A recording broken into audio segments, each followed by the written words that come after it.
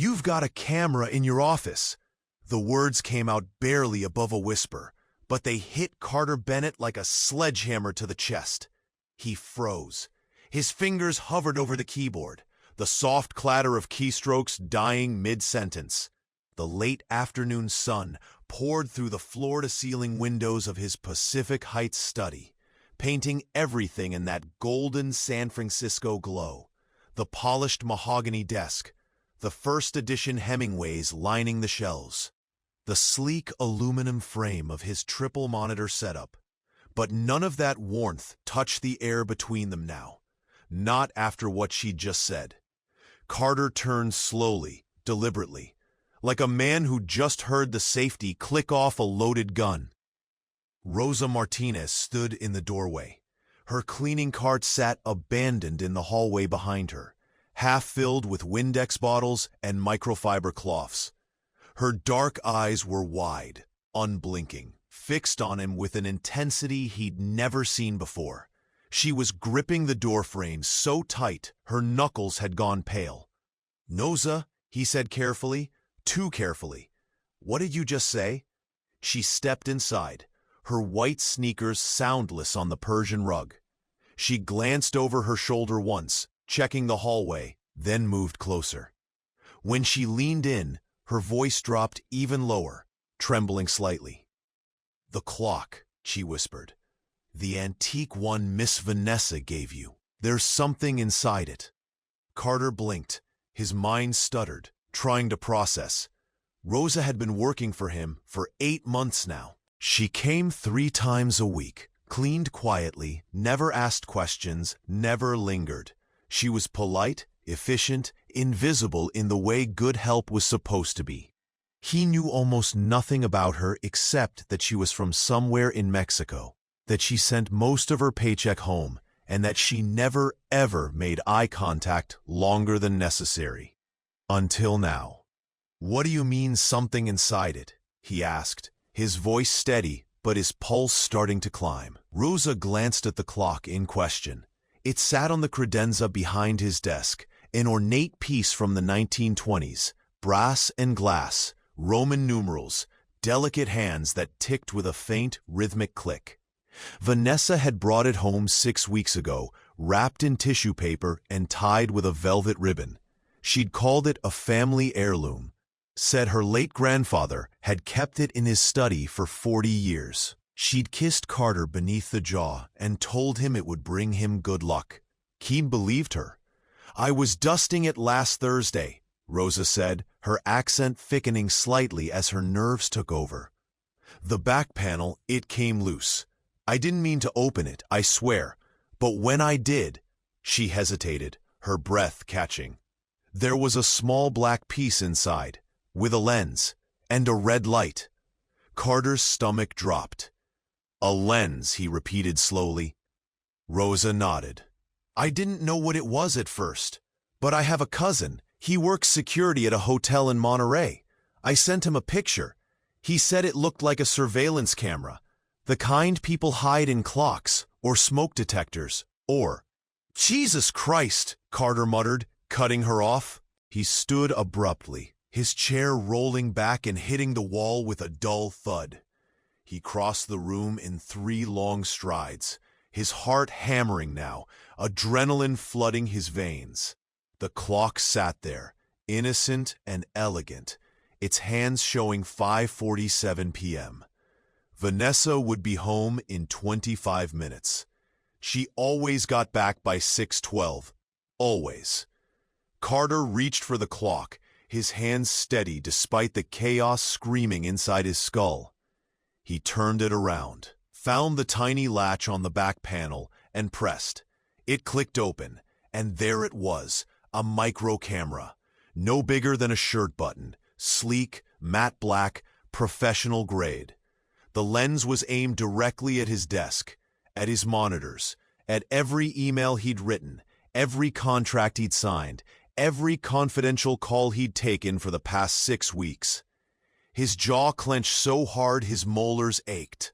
"Rosa," he said quietly, his voice like gravel, "go lock the door." She didn't hesitate. She moved quickly, twisted the deadbolt, and came back to stand beside him. Her hands were shaking now, but her eyes were sharp, focused. "How long have you known?" he asked. "Since last Thursday. But She paused, swallowing hard. "I wasn't sure if I should tell you. I thought maybe you knew. Maybe it was yours. It's not mine. I figured that out when I checked the network signal." She pulled a phone from the pocket of her cleaning smock, an old Android with a cracked screen. She tapped it a few times, then held it up. "I ran a Wi-Fi scanner app. This device? It's not connected to your home network. It's on a separate encrypted channel. Someone's watching you, Mr. Bennett, and it's not you." Carter stared at her, genuinely stunned. This woman, this quiet, unassuming housekeeper he barely knew, had just done something his entire internal security team had missed. "Why didn't you call the police?" he asked. Rosa's face tightened. "Because I'm not documented." The words hung in the air, heavy and raw. "If I call the police," she continued, her voice barely steady now, "they ask questions. They want my ID, my social, and then I'm not your housekeeper anymore. I'm in a detention center waiting for deportation." Her eyes glistened, but she didn't look away. "So I kept quiet. But then I thought, what if whoever's watching you, what if they hurt you? And I said nothing." She shook her head. "I couldn't live with that." Carter exhaled slowly, his chest tight. He looked at this woman, really looked at her, and saw something he hadn't expected. Courage. Real, raw, terrifying courage. "Thank you," he said quietly, "for telling me." Rosa nodded once, her lips pressed into a thin line. Carter turned back to the clock, his mind already racing. If Vanessa planted this, how many others were there? And why? What the hell was she looking for? "Rosa," he said, his voice low and deliberate, "I need to ask you something, and I need you to be honest with me." "Okay, have you seen Vanessa do anything unusual? Spending extra time in certain rooms? Asking about my schedule? Anything that seemed off?" Rosa hesitated, then slowly she nodded. "She's been here a lot when you're not. She says she's tidying up, but..." Rosa glanced toward the hallway. "Last week, I saw her in your bedroom. She was looking through your nightstand. When she saw me, she smiled and said she was looking for her earrings. But Mr. Bennett," Rosa's voice dropped, "she wasn't wearing earrings that day." Carter's blood went cold. "And 2 weeks ago," Rosa continued, "I heard her on the phone in the guest room. She was speaking quietly, but I heard her say your name. And then she said something like, 'He's predictable. He won't see it coming.' When I walked in with laundry, she hung up fast and acted like nothing happened." Carter's hands curled into fists. His mind flashed back through the past 2 months. Vanessa's sudden interest in his business deals. Her insistence on helping him organize his office. The way she'd started asking about his meetings with investors, his calls with lawyers, his plans for the next funding round. He'd thought she was being supportive. He'd been an idiot. "There's more," Rosa said quietly. Carter looked at her. "I think there are other cameras. I've been watching.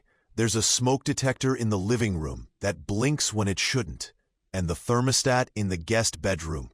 It has a tiny hole in the corner that doesn't match the others in the house." Carter's jaw tightened. "Show me." They moved through the house together, Rosa leading the way with the quiet confidence of someone who'd been paying attention while everyone else was blind. She pointed out the smoke detector first, a standard white disc mounted near the ceiling. Carter climbed onto a chair, unscrewed it, and found another lens. Smaller this time, even more discreet. In the guest bedroom, the thermostat was just as she described. A pinhole camera embedded in the plastic casing, angled perfectly toward the bed. By the time they finished, Carter had found 5 devices, 5 separate cameras, all transmitting to the same encrypted network. His home, his sanctuary, had been turned into a surveillance grid, and the woman he was supposed to marry had done it. Carter stood in the center of his living room, staring at the collection of tiny cameras now spread across his coffee table like evidence at a crime scene. His hands were steady, but inside, a cold, furious clarity was settling in. "Rosa," he said, turning to face her, "I need you to do something for me." She looked up at him, wary, but listening. "I need you to keep working here like nothing's changed. Don't let Vanessa know you know. Don't act different. Can you do that?" Rosa hesitated. "What are you going to do?"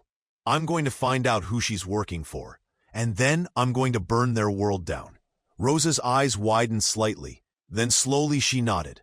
"Okay, but Mr. Bennett, call me Carter." She blinked, surprised. "Carter, if you're going to do this, you need to be careful. People who plant cameras like this, they don't stop at watching. I know.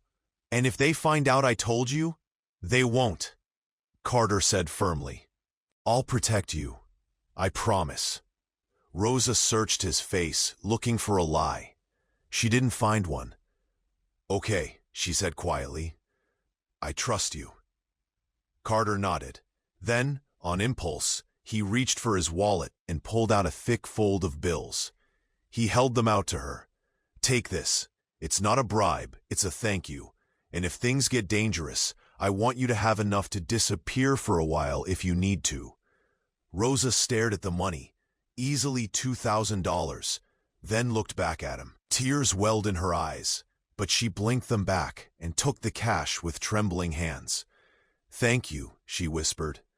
Carter placed a hand gently on her shoulder. "From now on, we do this together. No more secrets, okay?"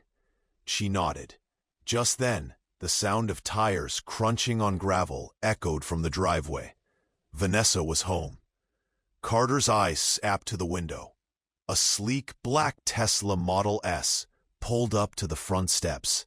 The driver's side door opened, and out stepped Vanessa Hartley, blonde, polished, perfect. She wore a tailored cream blazer and designer sunglasses, her Louis Vuitton bag slung over one shoulder. She looked like she'd just stepped out of a Vogue editorial, and she had no idea her world was about to implode. "Rosa," Carter said quietly, his voice like steel, "put everything back. Make it look untouched."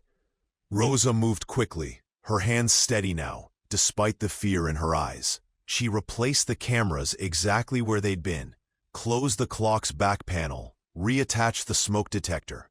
Within 2 minutes, the house looked exactly as it had before. Carter sat back down at his desk, opened his laptop, and pulled up a random spreadsheet. His heart was pounding, but his face was calm, neutral. The front door opened. "Carter?" Vanessa's voice rang out, bright and warm. "I'm home." Carter took a breath. Then, in a voice that betrayed nothing, he called back. "Hey, babe, I'm in the study." Footsteps echoed down the hallway, heels on hardwood.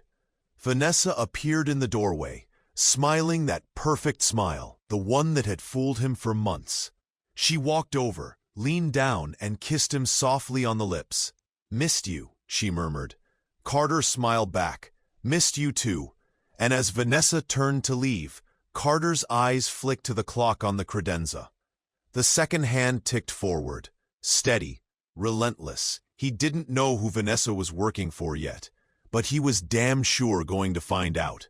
If this quiet housekeeper's courage and Carter's simmering fury stirred something in you.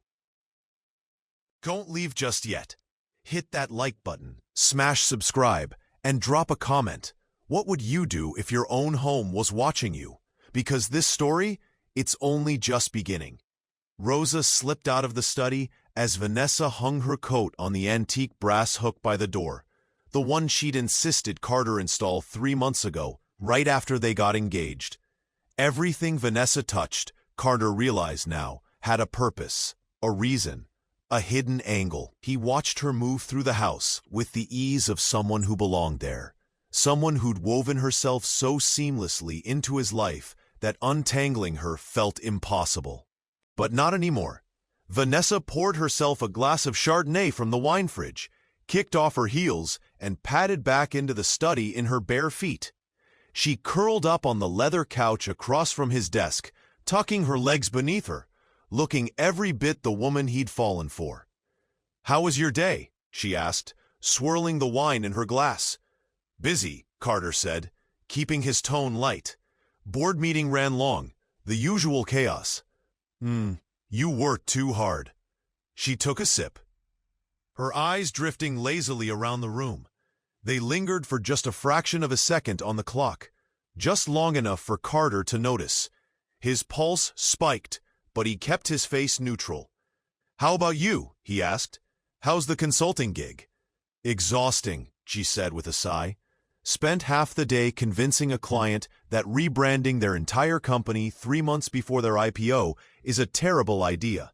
Rich men with fragile egos, you know how it is." Carter smiled. "Sounds brutal." It was. She set her glass down on the side table and stretched her arms above her head. "I'm thinking Thai food for dinner. Sound good?" "Perfect." She stood, crossed to his desk, and leaned down to kiss him again. This time, her hand rested lightly on his shoulder, her thumb brushing the back of his neck. It was intimate, familiar. It made his skin crawl. "I love you," she said softly. Carter looked into her eyes, those clear blue, lying eyes, and forced himself to say it back. "I love you too." Vanessa smiled, satisfied, and walked out.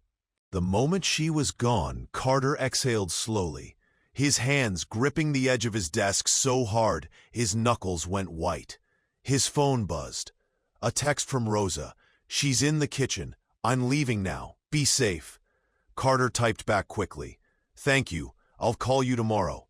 He set the phone down and stared at the clock, at the hidden lens embedded in its brass casing, at the device that had been watching him, recording him, transmitting God knows what to God knows who. He thought out Vanessa's hand on his shoulder, her lips on his, her whispered, "I love you," and he realized something with brutal, crystalline clarity.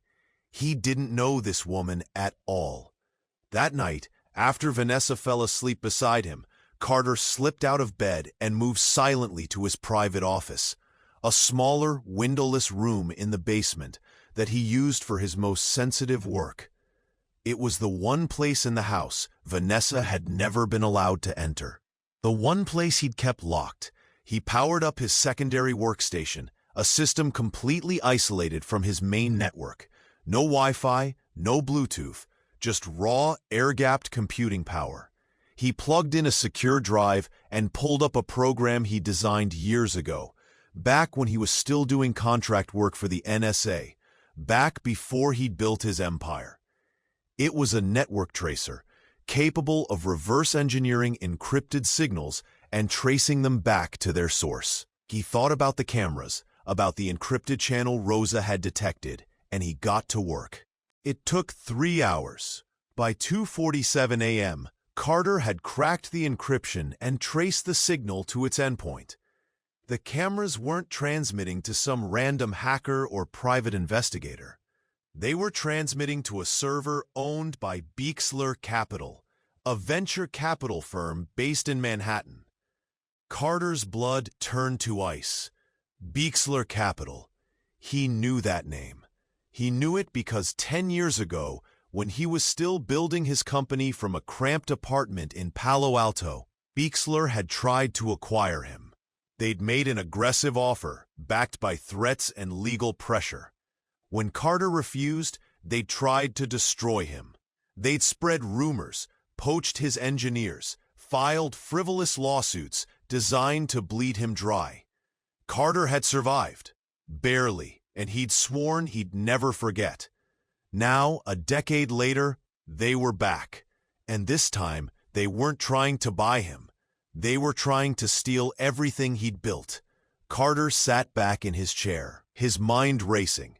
Vanessa wasn't just a plant. She was a weapon. A carefully crafted, long-term infiltration designed to give Beixler access to his intellectual property, his client lists, his trade secrets. Everything. And she'd been doing it right under his nose. He thought about Rosa's words. People who plant cameras like this, they don't stop at watching. She was right. This wasn't just corporate espionage. This was war. Carter pulled out his phone and opened his encrypted messaging app. He scrolled through his contacts until he found the name he was looking for. Marcus Cole. Marcus was a former FBI agent, now a private investigator who specialized in corporate sabotage cases. Carter had worked with him once before, years ago, when a competitor had tried to hack into his servers. He typed out a message. Need to meet. Tomorrow, 7 a.m. Usual spot. Urgent.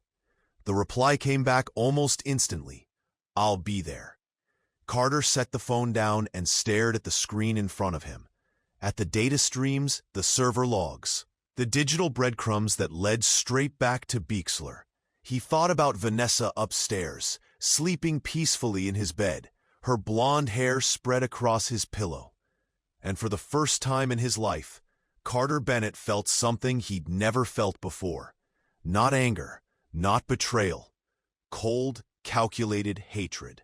He leaned forward, his fingers hovering over the keyboard. And then he started typing. The fog rolled in thick over San Francisco Bay at 6:43 a.m., turning the Golden Gate Bridge into a ghost of itself. Carter Bennett sat alone in a corner booth at Mama's on Washington Square, a cash-only diner tucked between a laundromat and a tattoo parlor in North Beach, the kind of place where nobody asked questions and the coffee came in chipped ceramic mugs that had seen better decades. He hadn't slept, hadn't even tried. After tracing the surveillance feed back to Beixler Capital, he'd spent the rest of the night building a digital fortress around his most sensitive data. Air-gapped backups, encrypted partitions, kill switches embedded in every critical file. If Vanessa or whoever she was working for tried to access anything now, they'd hit a wall. A very loud, very visible wall. But that was just defense. Carter was done playing defense. The bell above the diner door chimed. Marcus Cole walked in, scanning the room with the practiced ease of someone who'd spent 20 years looking for threats in crowded spaces. He was late 50s, broad-shouldered, with salt and pepper hair buzzed military short, and a face that looked like it had been carved out of granite. He wore a dark leather jacket over a plain gray t-shirt, jeans, and boots that had seen some miles. He spotted Carter and walked over without a word. Slid into the booth across from him. You look like hell, Marcus said. Didn't sleep. Yeah, I figured. Marcus signaled the waitress, a woman in her 60s with a name tag that said Dolores, and ordered black coffee. Then he turned back to Carter, his expression serious. What's going on? Carter leaned forward, his voice low. Vanessa's been surveilling me. 5 cameras, hidden in clocks, smoke detectors, thermostats, all transmitting to an encrypted server. Marcus didn't react, didn't even blink. How long? At least 6 weeks, maybe longer. Who's she working for? Carter paused. Then, Beixler Capital. That got a reaction. Marcus's jaw tightened. You're sure? Trace the signal myself. The servers registered to a shell company in the Caymans, but the digital fingerprints lead straight back to Beixler's New York office. Marcus sat back, exhaling slowly. Jesus Christ, Carter. Beixler doesn't play small. If they're inside your house, they're not just watching. They're building a case. IP theft, trade secrets, client lists, everything they need to either destroy you or replicate your entire operation. I know. And Vanessa? Marcus asked. How deep is she? Carter's hands curled into fists on the table. She's the one who planted the cameras. My housekeeper found them. Your housekeeper? Rosa. She's been working for me for 8 months. She's quiet, keeps her head down. But she noticed something was off. Ran a network scan on her phone and traced the signal. Marcus raised an eyebrow. Your housekeeper ran a network scan? Yeah, turns out she's sharper than my entire security team. Where is she now? Home. I told her to keep working like nothing's changed. If Vanessa suspects we know, she'll shut everything down and disappear. Marcus nodded slowly. Smart. What do you want from me? Carter leaned in closer. I need you to dig into Vanessa's background, real deep. I want to know who she was before she walked into my life, where she came from, who she's worked for, every lie she's ever told. That'll take time. I don't have time. Beixler's moving. I can feel it. Marcus studied him for a long moment. Then he pulled out a small notebook and a pen. Old school. No digital footprint. Tell me everything you know about her. Carter took a breath.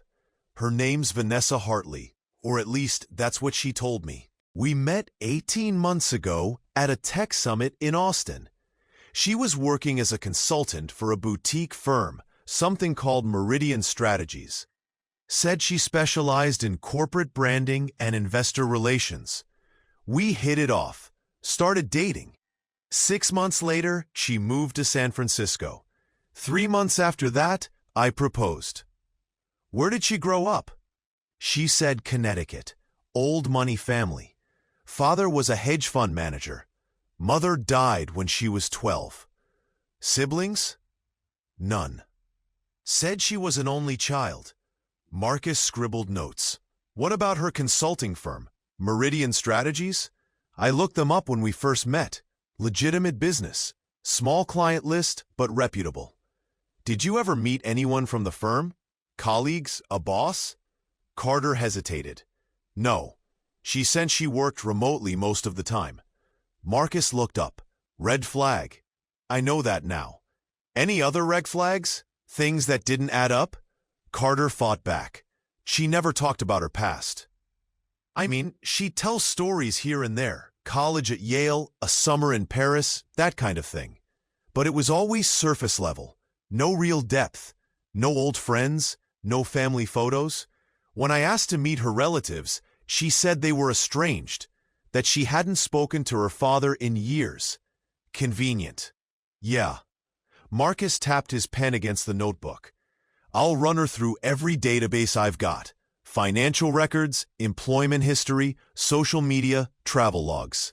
If Vanessa Hartley isn't her real name, I'll find out. If she's got a criminal record, I'll find that too. And if she's working for Beixler, I'll trace the connection. How long? 48 hours. Maybe less. Carter nodded. Thank you. Marcus pocketed the notebook and stood. One more thing. Yeah? Be careful. If Beixler's involved, this isn't just corporate espionage. These people have reach. They've got lawyers, lobbyists, politicians in their pocket. And if they're willing to plant a mole in your bed for over a year, they're not going to stop just because you found a few cameras. Carter's jaw tightened. I'm counting on it. Marcus held his gaze for a moment. Then he turned and walked out, disappearing into the fog. Carter sat alone in the booth, staring at his untouched coffee. His phone buzzed. A text from Rosa. She's awake, making breakfast, acting normal. You okay? Carter typed back. I'm fine. Stay safe. I'll check in later. He set the phone down and rubbed his face with both hands. He felt exhausted, wired, and furious all at once. And beneath all of that, he felt something else. Fear. Not for himself, for Rosa. Because if Beixler found out she was the one who'd blown their operation, they wouldn't just fire her or deport her. They'd make her disappear. Carter got back to the house at 8:15 a.m. Vanessa was in the kitchen, barefoot in one of his old Stanford hoodies, her hair pulled into a messy bun. She was humming something soft and melodic while flipping pancakes on the griddle. The whole scene looked like it had been pulled straight out of a Williams-Sonoma catalog. "Morning, babe," she said brightly when he walked in. She leaned up to kiss him, and he let her. "Where'd you go?" "Couldn't sleep. Went for a drive. You should have woken me. I would have come with you." "Didn't want to bother you." She smiled and handed him a plate stacked with blueberry pancakes, perfectly golden, drizzled with maple syrup. "Eat. You look exhausted." Carter sat at the kitchen island and picked up a fork, forcing himself to take a bite. It tasted like sawdust. Vanessa poured herself a cup of coffee and leaned against the counter, watching him with those clear blue eyes. "You okay?" she asked. "You've been distant lately." "Just work stuff," Carter said. Big investor meeting next week. Lot of pressure. You'll be amazing. You always are. He nodded, keeping his face neutral. Vanessa tilted her head, studying him. You sure that's all it is? Yeah, why? She shrugged. I don't know. You just seem off. Carter forced a smile. I'm fine, really. She didn't look convinced, but she let it drop. Okay, well, I've got a client call at 9, but after that, I'm free. Want to do lunch? Maybe that Italian place in North Beach you like. Sounds good. Perfect. She kissed him on the forehead and walked out, her bare feet padding softly down the hallway. Carter waited until he heard her office door close. Then he stood, dumped the pancakes in the trash, and pulled out his phone. He opened his encrypted messaging app and sent a message to Marcus. She's fishing, asking if I'm okay. Thinks I'm acting off, Marcus replied immediately. Play it cool. Don't give her a reason to panic. I'm digging into her background now. We'll have something soon. Carter pocketed the phone and walked upstairs to his bedroom. He needed a shower, needed to clear his head. But when he stepped into the bathroom, he froze. There, on the marble countertop next to the sink, was a small white stick. A pregnancy test. Positive. Carter's heart stopped. He picked it up slowly, staring at the 2 pink lines, his mind racing. Vanessa was pregnant? No, that didn't make sense. They'd been careful. She was on birth control. She told him she wasn't ready for kids yet. Unless, his stomach twisted. He set the test down and walked back into the bedroom, opened the nightstand drawer, rifled through it until he found what he was looking for. Vanessa's birth control pills.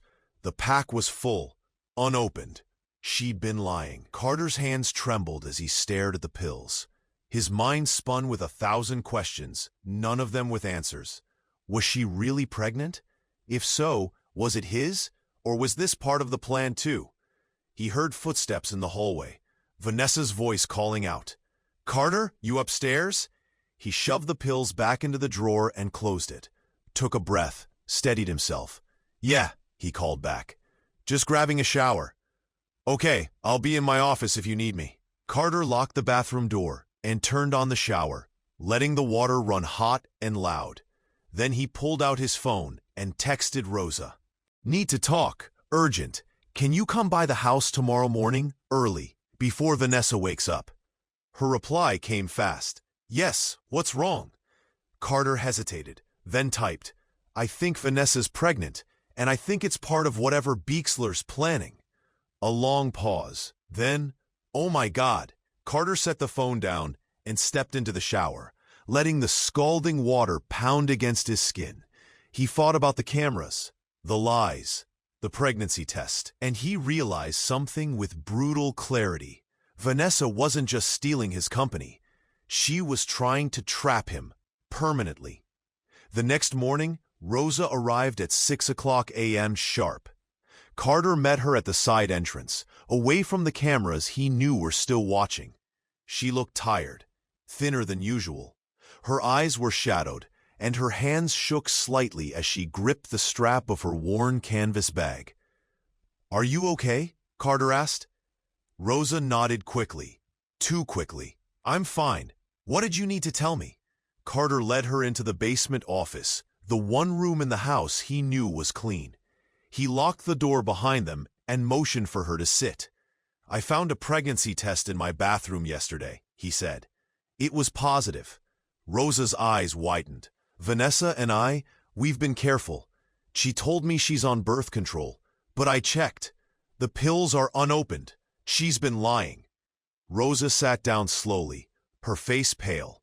You think she got pregnant on purpose? I think it's part of the plan.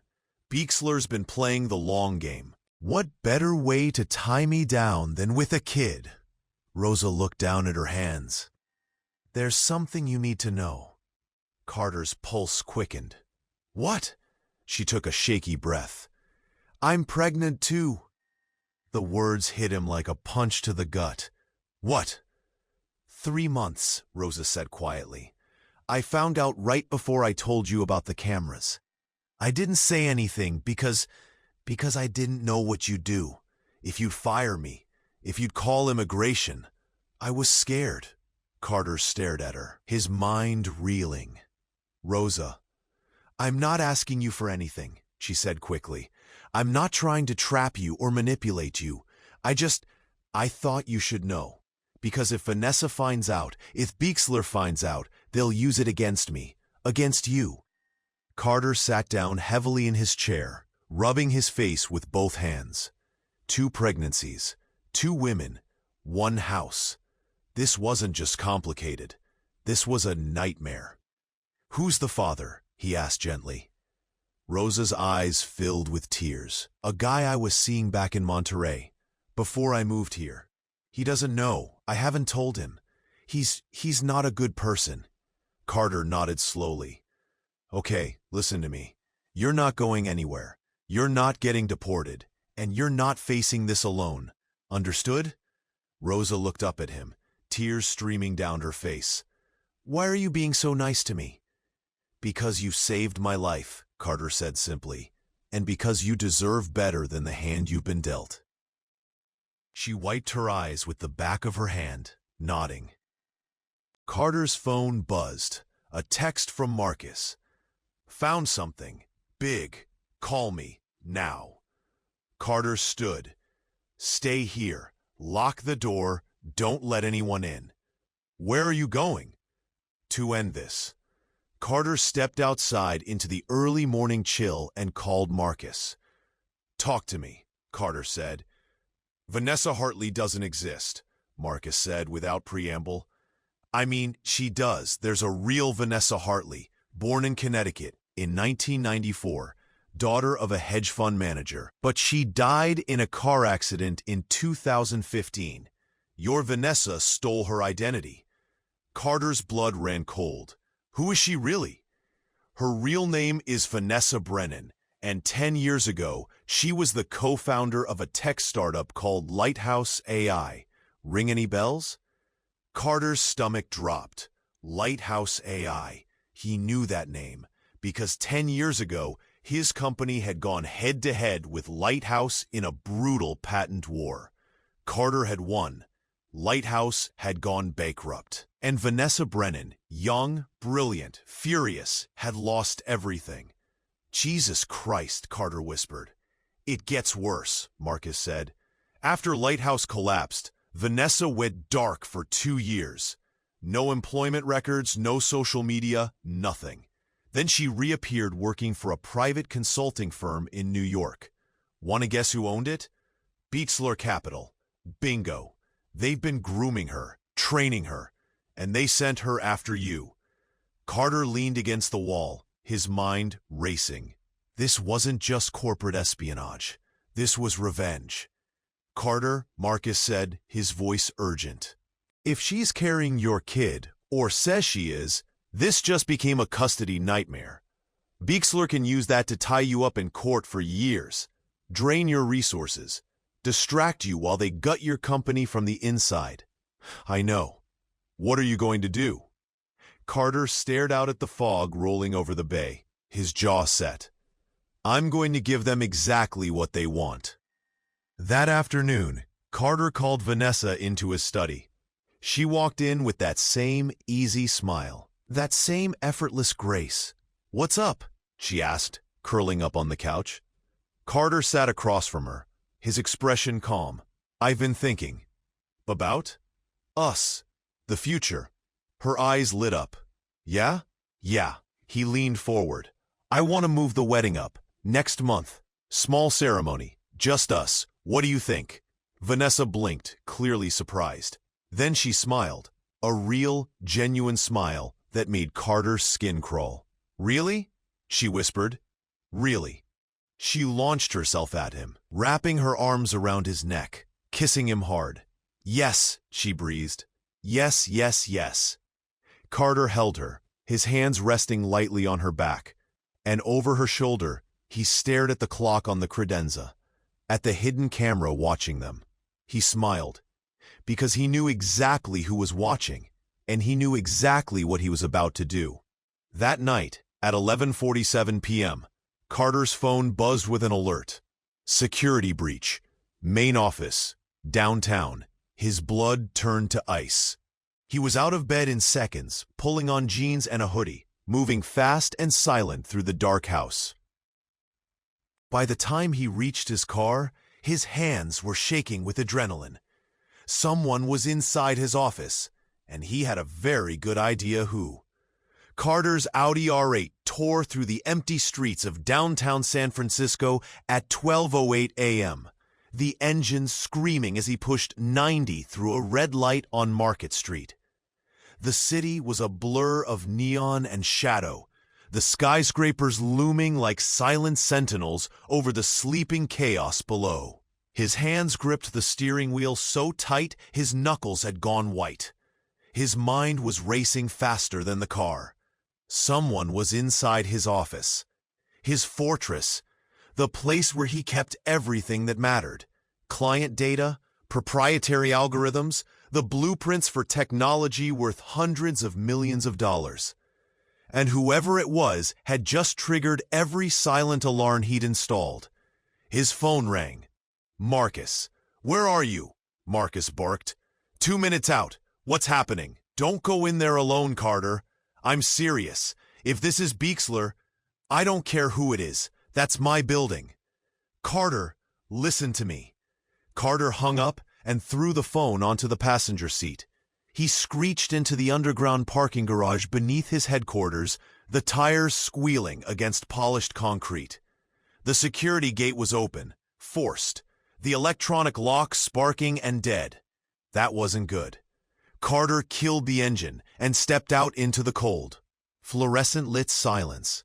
His breath came fast and shallow. He moved toward the elevator bank, his footsteps echoing.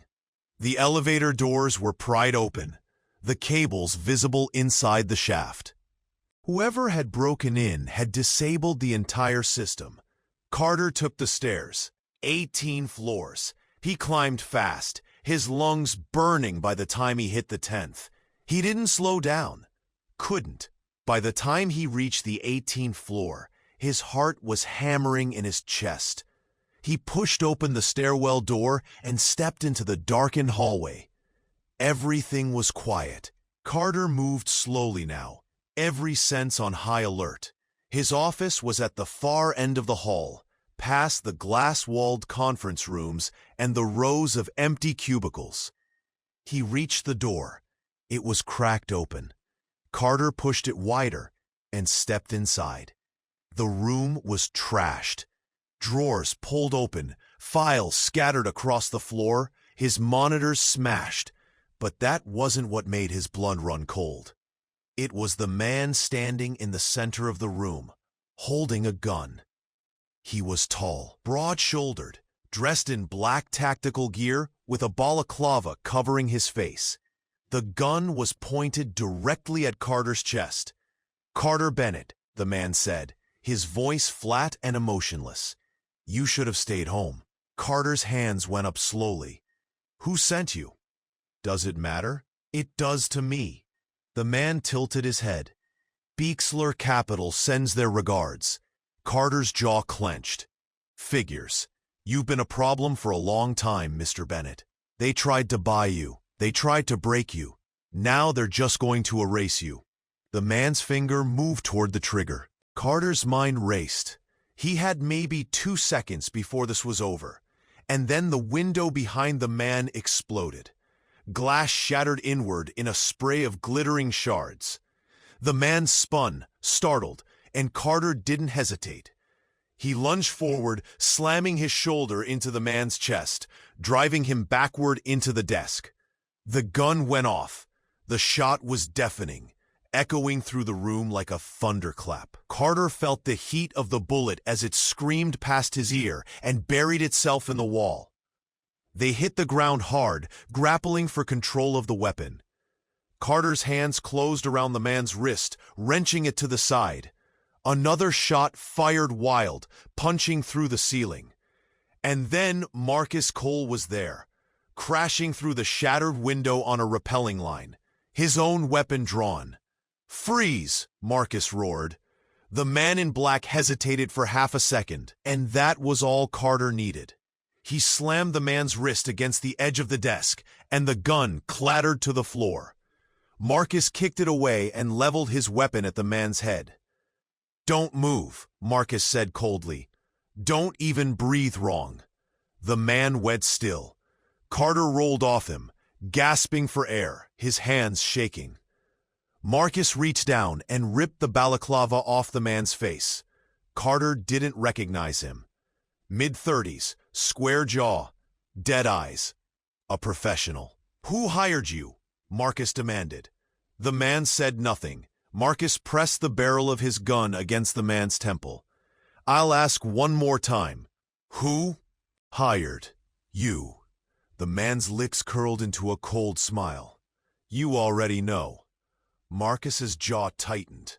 Then he looked at Carter. "You good?" Carter nodded, still catching his breath. "Yeah, I'm good." Marcus zip-tied the man's hands and hauled him to his feet. "SFPD's on the way. This guy's not going anywhere." Carter stood slowly, looking around at the wreckage of his office, his sanctuary, his empire. Bexler had just declared war, and Carter was done playing defense. By 2:30 a.m., the building was swarming with cops, detectives, forensics teams, uniforms securing the perimeter. The man in black had been hauled away in cuffs, silent and uncooperative. Carter sat on the edge of his desk, staring at the shattered window, the cold night air pouring in. Marcus walked over, holstering his weapon. "You okay?" "No," Carter said flatly, "but I will be." Marcus nodded. "That guy? He's a ghost. No ID, no prints in the system. But I guarantee you he's ex-military, probably private contractor. Bexler hired him to make you disappear. They tried. They failed." "This time," Marcus said. "But they won't stop, Carter. You know that, right? If they're willing to send a hitman, they're not going to quit just because he missed." Carter's eyes hardened. "Good, because neither am I." His phone buzzed. A text from Rosa. "Vanessa just left the house. 2 a.m. She took a suitcase. I think she knows." Carter's stomach dropped. He stood abruptly. "I have to go." "Where?" "Home. Rosa's alone. If Vanessa knows we're onto her." "Go," Marcus said. "I'll handle the cops." Carter didn't wait. He was out the door and down the stairs in seconds, his mind spinning with worst-case scenarios. If Vanessa had figured it out, Rosa was in danger, and he'd just left her alone. Carter hit 90 on the way back to Pacific Heights, blowing through stop signs and red lights like they didn't exist. He screeched into his driveway at 2:51 a.m., killed the engine, and sprinted toward the house. The front door was unlocked. That wasn't right. Carter shoved it open and stepped inside. The house was dark, silent, too silent. "Rosa?" he called out. No answer. He moved quickly through the first floor, his pulse pounding in his ears. Kitchen empty. Living room empty. Study empty. He took the stairs 2 at a time and headed for Rosa's room, a small guest bedroom on the second floor that she'd been using whenever she stayed late. The door was ajar. Carter pushed it open and froze. Vanessa was standing in the center of the room, holding Rosa's ultrasound photo. The black and white image of a tiny, blurry shape, 3 months old, unmistakable. Rosa stood in the corner, her back pressed against the wall, her eyes wide with terror. Vanessa looked up slowly, her face unreadable. "Well," she said softly, "this is interesting." Carter stepped into the room, positioning himself between Vanessa and Rosa. "Put it down, Vanessa." Vanessa stared at the ultrasound, then at Rosa, then at Carter. "How long have you known?" "Known what?" "That your housekeeper is pregnant." Vanessa's voice was calm, almost clinical. "Did you know before or after you found my cameras?" Carter didn't answer. Vanessa laughed, a short, bitter sound. "Unbelievable. I spent 18 months playing the perfect fiancé, and you knocked up the help. It's not his, Rosa said quietly, her voice shaking. The baby's not his. Vanessa's eyes snapped to her. Then whose is it? None of your business. Vanessa took a step closer. You know what I think? I think you told him about the cameras because you wanted him to yourself. You saw an opportunity, and you took it. That's not true, Rosa said. Isn't it? Vanessa's smile was cold. Poor little immigrant girl, desperate for a green card, seduces the rich boss. Enough, Carter said sharply. Vanessa turned to him, her eyes blazing. You want to talk about lies, Carter? Let's talk about lies. You've been pretending everything's fine for days, playing along, acting like you don't know, but you do, don't you? You know exactly who I am. Carter held her gaze. Vanessa Brennan, Lighthouse AI, Beixler Capital. Yeah, I know. Something flickered across her face. Surprise, maybe, or respect. When did you figure it out? She asked. Does it matter? It does to me. Carter crossed his arms. 2 days ago, my investigator traced your real identity, found out Beixler's been grooming you for years, sent you after me because I destroyed your company a decade ago. Vanessa's jaw tightened. You didn't just destroy my company, Carter. You destroyed my life. I was 23 years old. I'd put everything I had into Lighthouse. My savings, my reputation, my future. And you crushed it like it was nothing. It was business, Carter said coldly. It was personal, Vanessa shot back. You didn't have to annihilate us. You could have competed fairly. But you went scorched earth. You poached our engineers, filed frivolous lawsuits, spread rumors that our tech was unstable. You made sure we couldn't recover. Carter said nothing. So yeah, Vanessa continued, her voice trembling now.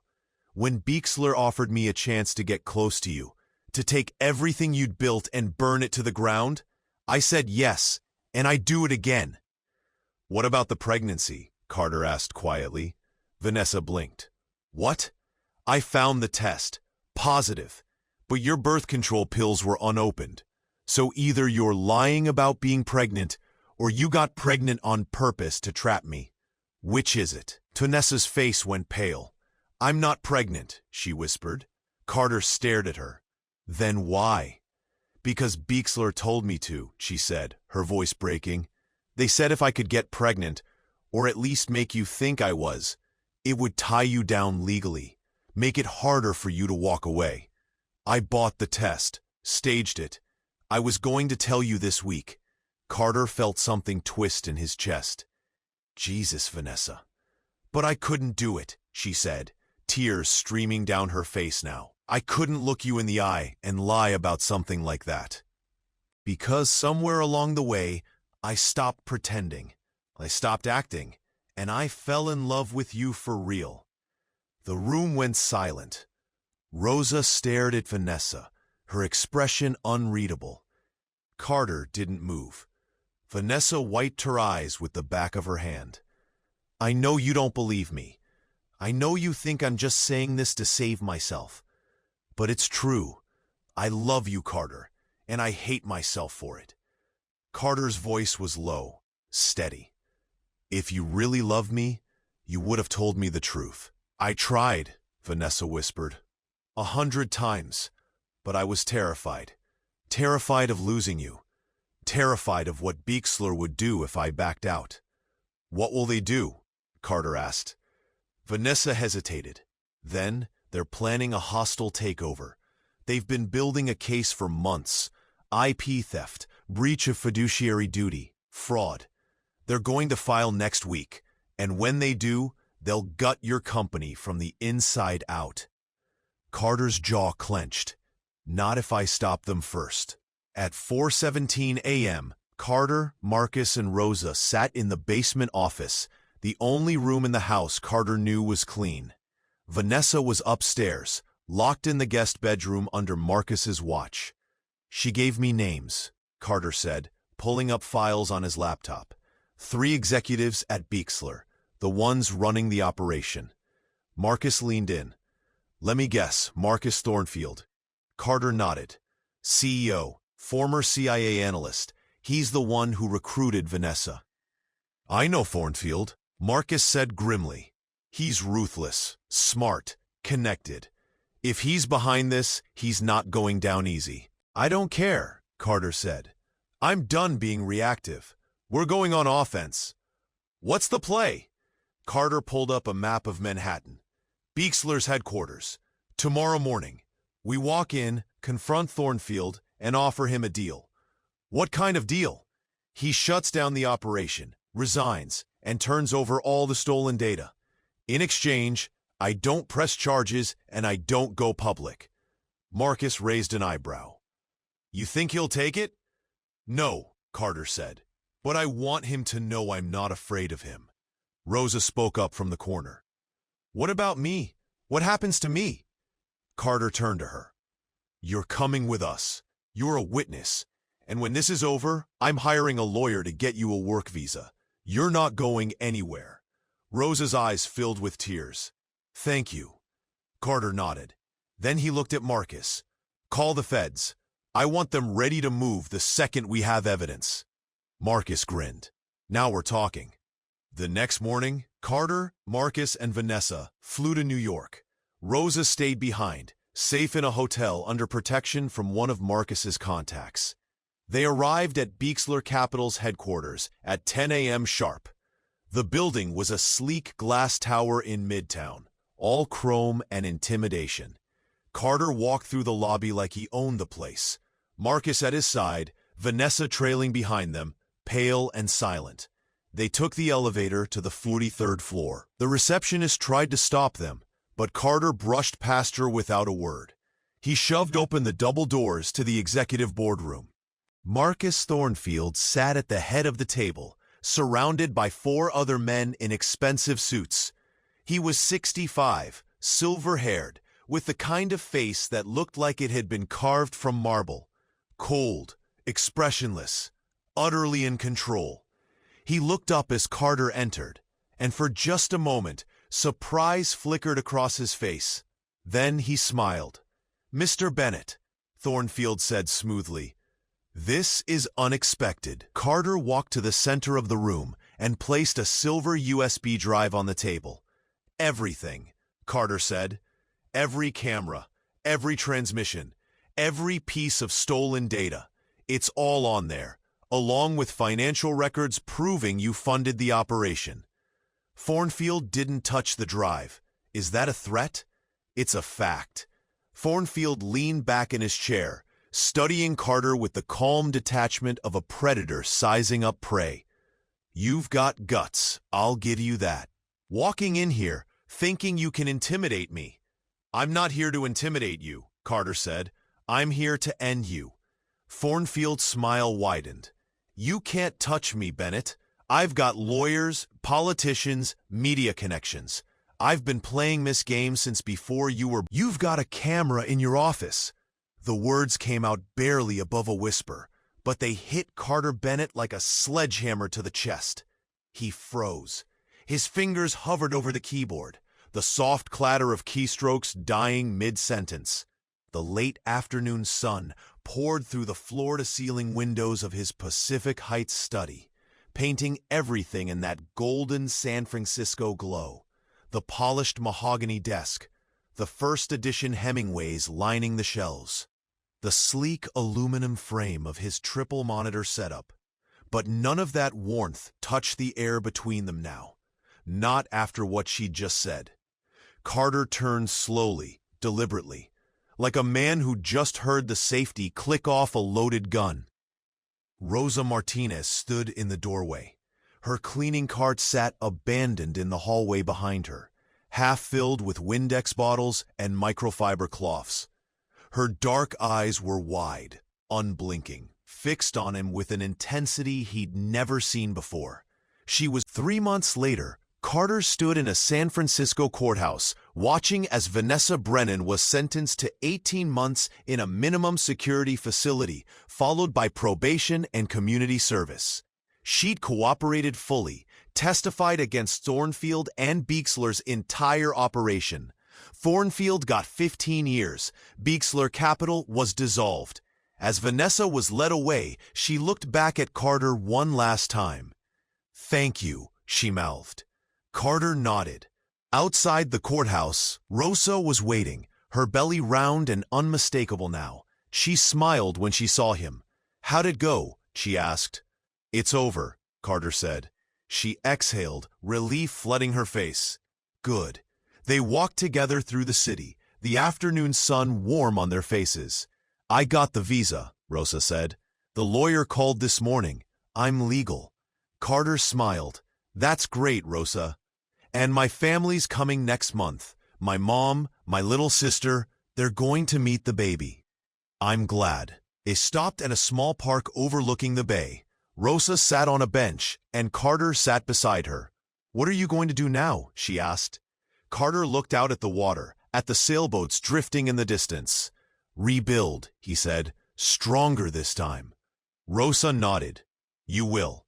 They sat in silence for a while, the city humming around them.